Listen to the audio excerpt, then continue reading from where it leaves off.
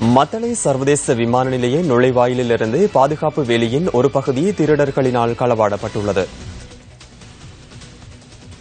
மத்தளை சர்வதேச விமான நிலையத்திற்கு அருகில் நிர்மாணிக்கப்பட்டுள்ள பாதுகாப்பு வேலியில் பொருத்தப்பட்டிருந்த 7 உலோக பகுதிகள் களவாடப்பட்டுள்ளன. வீதி அபிவிருத்தி அதிகார சபையினால் இந்த வீதி நிர்வகிக்கப்படுகின்றது. இந்த வீதியின் பராமரிப்புக்காக பிரதான பொறியியலாளர் உள்ளிட்ட ஊழியர்கள் குழு ஒன்று நியமிக்கப்பட்டுள்ளது.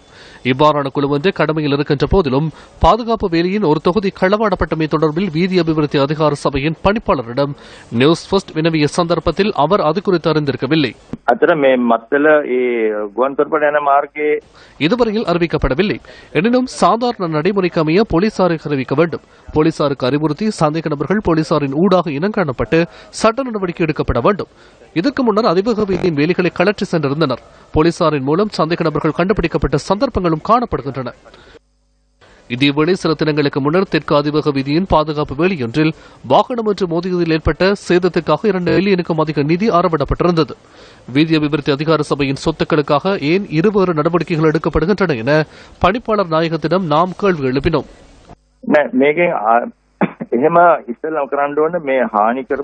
முதலாவதாக சேதம் ஏற்படுத்தியவர்களை இனங்கண்டு சட்ட நடவடிக்கை எடுக்க வேண்டும்.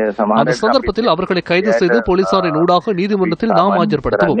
நீதிமன்ற உத்தரவு தொடர்பில் நாம் மீண்டும் ஆராய்ந்து செலவு தொடர்பான அறிக்கையை நாம் முன்வைப்போம். அவ்வாறு இல்லையெனில் பொது சொத்துக்களுக்கு சேதம் விளைவித்தமை தொடர்பில் தண்டனை பெற்றுக் கொடுப்போம்.